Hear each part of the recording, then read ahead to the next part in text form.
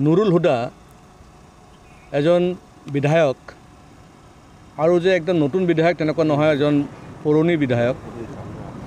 কিন্তু তেওঁ যিটো সমষ্টিৰ পৰা জিকি আহে,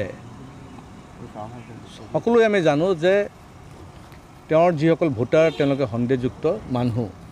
আৰু মই বহুত বছৰ ধৰি কৈ আহি আছোঁ যে বাংলাদেশী মূলৰ মুছলমানসকল কি প্ৰকাৰে তেওঁলোকৰ নাম অন্তৰ্ভুক্ত হৈছে ভোটাৰ লিষ্টত, NRCত, আৰু সেইটো লাভটো তেওঁলোকে পাই আছে।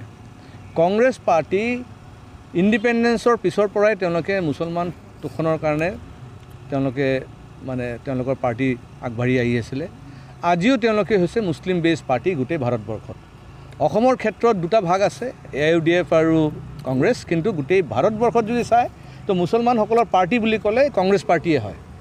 আৰু অসমৰ ক্ষেত্ৰত আমি দেখা পাইছোঁ যেতিয়া লোকসভা ইলেকশ্যন হ'ল, ৰকিবুল হুছেইন তেখেত 10.5 লাখৰ মাৰ্জিনত তেওঁ জিকিছিলে। সেইটো কিন্তু এটা শুভ সংকেত নহয়, সেইটো এটা threat to the national security. কিয়? কাৰণ এই ভোটাৰসকল কোন? তাতে যদি মিক্স ভোটাৰ হ'লে হয়, হিন্দু, মুছলমান, জৈন, শিখ, খ্ৰীষ্টান চব মিলি দিলে হয় বেলেগ কথা। কিন্তু এটা কমিউনিটিৰ মানুহ, এটা ধৰ্মাৱলীৰ মানুহ 10.5 লাখ মানুহ মাৰ্জিনত তেওঁক জিকাই লৈ গৈছে। তাৰমানে তেওঁলোকৰ যিটো পৰিকল্পনা, তেওঁলোকৰ যিটো ডিজাইন, সেইটো এটা স্পষ্টকৈ ওলাই পৰিছে। আজি নুৰুল হুদা তেখেতৰ ইমান সাহস কেনেকৈ আহিল?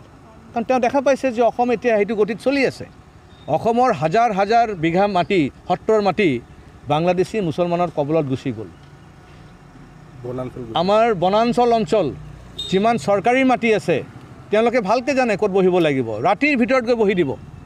ৰাতিৰ ভিতৰত আপুনি হোজাই অঞ্চলতো যদি চায় যে কিমান নদীৰ কিনাৰত আছে, বনাঞ্চল আছে, আমাৰ চৰকাৰী মাটি আছে, প্ৰত্যেকটা ঠাইত তেওঁলোকে মানুহ গৈ নতুন নতুন টিনপাত লগাই তেওঁলোকে ঘৰ বনাই আছে। আৰু ক'বলগীয়া একো নাই, কোনো কমপ্লেইন নকৰে, কোনো পুলিচ কেছ নহয়। আৰু তেওঁলোকক ধৰিব গ'লে কয় কি আমি নদীৰ ভাঙনিৰ কাৰণে আমি আহিবলগীয়া হ'ল, বা আমি বেলেগত উচ্ছেদ হৈছোঁ, আমি ইয়াত আহিছোঁ, তেনেকৈ ধৰণৰ কথা। কাৰণ নামটো অলৰেডি অন্তৰ্ভুক্ত হৈ গৈছে, কাৰণ ভোটাৰ লিষ্টত নাম পাই যাব তেওঁলোকৰ।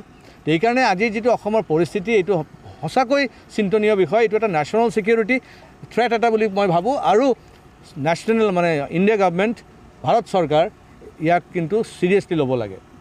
খালি ষ্টেট গভৰ্ণমেণ্টৰ ওপৰত এৰি দিলে নহ'ব, কাৰণ এইটো যিটো নেশ্যনেল ছিকিউৰিটি, এইটো দায়িত্ব হৈছে ভাৰত চৰকাৰৰ। আৰু ভাৰত চৰকাৰ ইমিডিয়েটলি যদি ইণ্টাৰফেয়াৰ নকৰে, আমি অসম কিন্তু আমাৰ ভৌগোলিক চিত্ৰত বিচাৰি পোৱাটো আগন্তুক দিনত টান হ'ব। বহুতে হয়তো মোৰ কথাখিনি শুনি পেলাই হাঁহিব যে অসম কেনেকৈ বৃহত্তৰ বাংলাদেশ হ'ব বা বাংলাদেশত গুচি যাব। ভাৰতবৰ্ষৰ পৰা দেখোন দুটা ৰাষ্ট্ৰ জন্ম লৈছে, মুছলমান দেশ দুটা ৰাষ্ট্ৰত জন্ম লৈছে, ইষ্ট পাকিস্তান, ৱেষ্ট পাকিস্তান।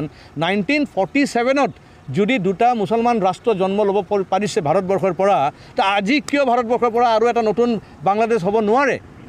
আৰু সেইটো যদি আমি ৰোধ কৰিব লাগে, আমি একত্ৰিতভাৱে আমি যুঁজিব লাগিব।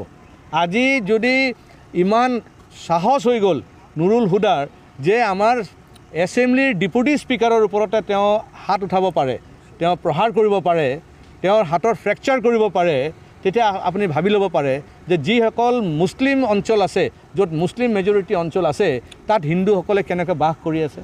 আপুনি লোৱাৰ আছাম, আপুনি চৰ চাপৰিত গ'লে আপুনি মেখেলা চাদৰ দেখা নাপায়, আপুনি বুৰ্খা দেখা পাব, আপুনি লুংগি টুপি দেখা পাব। তাতে বিহু নাপাতে, তাতে ঈদৰ সময়তে আপোনাৰ জিলিকি থাকে আপোনাৰ কলা বগা কাগজবিলাক। সেইকাৰণে এই যে পৰিস্থিতি, এই যে আমাৰ যে সংস্কৃতি আমাৰ নষ্ট কৰি পেলাইছে, আমাৰ কালচাৰ যিটো ডেষ্ট্ৰয় কৰি পেলাইছে, অসমীয়া জাতিক যেনেকৈ তেওঁলোকে ডেষ্ট্ৰয় কৰিব বিচাৰিছে, সেইটো কিন্তু ইমিডিয়েটলি আমি যদি চেক কৰিব নোৱাৰোঁ, তেতিয়াহ'লে কিন্তু আমাৰ ভৌগোলিক চিত্ৰ কিন্তু বদলি যাব।